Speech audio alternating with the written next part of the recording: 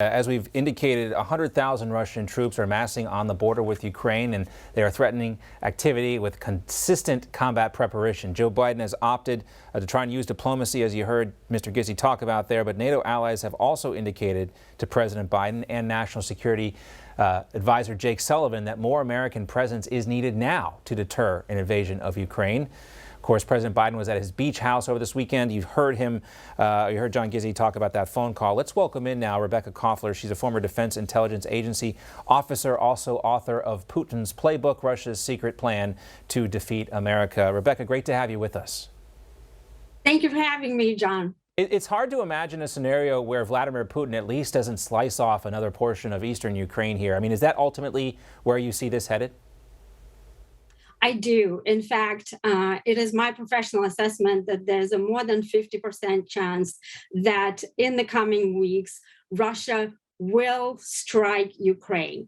Whether the strike will be kinetic or cyber, that remains to be seen. We know that President Putin has no hesitation using military force. In fact, as I wrote in my book, Putin's Playbook, Russia's Secret Plan to Defeat America, Putin says that military, in addition to diplomacy, works much better than diplomacy alone. Putin has previously invaded other countries, such as Ukraine, chopped off Crimea. So I would not be surprised that Putin will invade at least eastern part of Ukraine. And what do you expect the United States and other NATO allies to do? Quite honestly, of course, Ukraine not part of NATO, so there's no Article 5 necessity there. But this is, seen as, Putin on the march, him trying to reconstitute the Soviet empire. What is the response if that does happen? Unfortunately, we do not have that much leverage with Russia. And this is why President Biden is very good at promising stuff. He said that he will respond decisively, but unfortunately, his preferred option is so far diplomacy, and Putin knows that. President Biden promised as much to Vladimir Putin that the United States will not intervene militarily. So unlike China, with whom we have a very, robust trade relationship, unfortunately, we're also reliant on that. With Russia, there's no such case.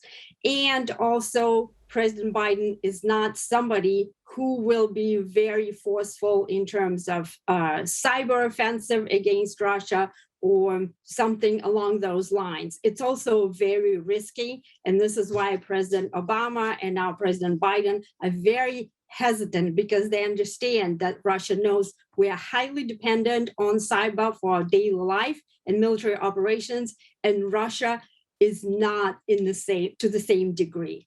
What is what happens if if Vladimir Putin does take a slice? How does that impact U.S. foreign policy and maybe Western Europe as well? What is the impact there?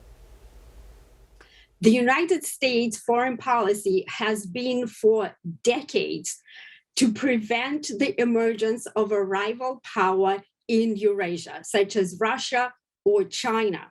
And that policy has been very consistent, and it has been bipartisan, because the U.S. policymakers have concluded that Ukraine and post-Soviet states are part of U.S. strategic interests. Mm-hmm. They're not part of our vital interests, but part of strategic.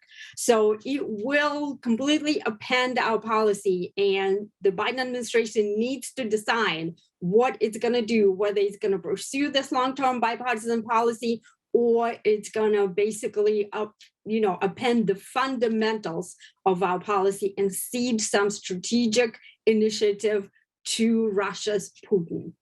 Now, we will see some meetings next week in Geneva, Switzerland. Not the top tier officials. The deputy foreign minister, the deputy secretary of state from this country will meet in Geneva. Is this just window dressing? Is this just an exercise to make it look like they're trying to find diplomacy here? It is. Not only that, so Russia sees itself as a great power. And in fact, Putin, it was one of his objectives to restore Russia's image on global stage. And he, for the most part, has achieved that. So, but there's much more than that to these negotiations. I do not rule out the possibility that these negotiations are simply a ruse for President Putin to confuse Washington about his intentions so that if and when he decides to strike Ukraine, he can achieve tactical surprise and catch us again off guard, as he did before when he chopped off Ukraine's Crimea in March 2014 and when he invaded Georgia.